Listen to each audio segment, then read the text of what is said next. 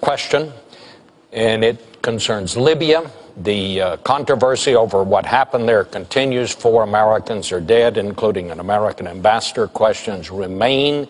What happened? What caused it? Was it spontaneous? Was it an intelligence failure? Was it a policy failure?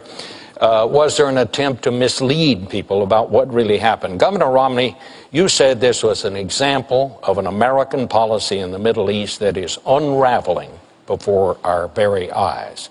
I'd like to hear each of you give your thoughts on that. Governor Romney, you won the toss. You go first. Thank you, Bob, and thank you for agreeing to moderate this debate this evening. Thank you to Flynn University for welcoming us here. And, Mr. President, it's good to be with you again. We were together at a humorous event a little earlier, and it's nice to maybe be funny this time, not on purpose. We'll see what happens. This is obviously an area of great concern to the entire world, and to America in particular, which is to see a complete change in the structure and the environment in the Middle East. With the Arab Spring came a great deal of hope that there would be a change towards more moderation, an opportunity for greater participation on the part of women in public life and in economic life in the Middle East. But instead, we've seen in nation after nation a number of disturbing events. Of course, we see in Syria 30,000 civilians having been killed by the military there. We see in Libya an attack apparently by, well, I think we know now, by terrorists of some kind against our people there. 4 people dead. Our hearts and minds go to them.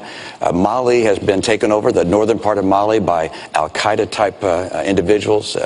We have in Egypt a Muslim Brotherhood president. And so what we're seeing is a pretty dramatic reversal in the kind of hopes we had for that region. And of course, the greatest threat of all is Iran, 4 years closer to a nuclear weapon. And we're going to have to recognize that we have to do as the president's done. I congratulate him on taking out Osama bin Laden and going after the leadership in al-Qaeda. But we can't kill our way out of this mess. We're going to have to put in place a very comprehensive and robust strategy to help the world of Islam and other parts of the world reject this radical, violent extremism, which it's certainly not on the run. It's certainly not hiding.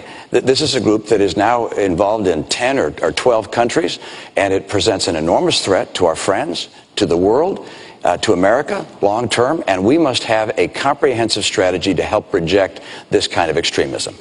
Mr. President. Well, my first job as Commander-in-Chief, Bob, is to keep the American people safe, and that's what we've done over the last 4 years. We ended the war in Iraq, refocused our attention on those who actually killed us on 9/11. And as a consequence, al-Qaeda's core leadership has been decimated. In addition, we're now able to transition out of Afghanistan in a responsible way, making sure that Afghans take responsibility for their own security. And that allows us also to rebuild alliances and make friends around the world to combat future threats. Now, with respect to Libya, as I indicated in the last debate, when we received that phone call, I immediately made sure that, number one, we did everything we could to secure those Americans who were still in harm's way. Number two, that we would investigate exactly what happened. And number three, most importantly, that we would go after those who killed Americans and we would bring them to justice. And that's exactly what we're going to do. But I think it's important to step back and think about what happened in Libya. And keep in mind that I and Americans took leadership in organizing an international coalition that made sure that we were able to, without putting troops on the ground, at the cost of less than what we spent in 2 weeks in Iraq, liberate a country that had been under the yoke of dictatorship for 40 years, got rid of a despot who had killed Americans. And as a consequence, despite this tragedy, you had tens of thousands of Libyans, after the events in Benghazi, marching and saying, America is our friend. We stand with them. Now, that represents the opportunity we have to take advantage of. And, Governor Romney, I'm glad that you agree that we have been successful in going after al-Qaeda.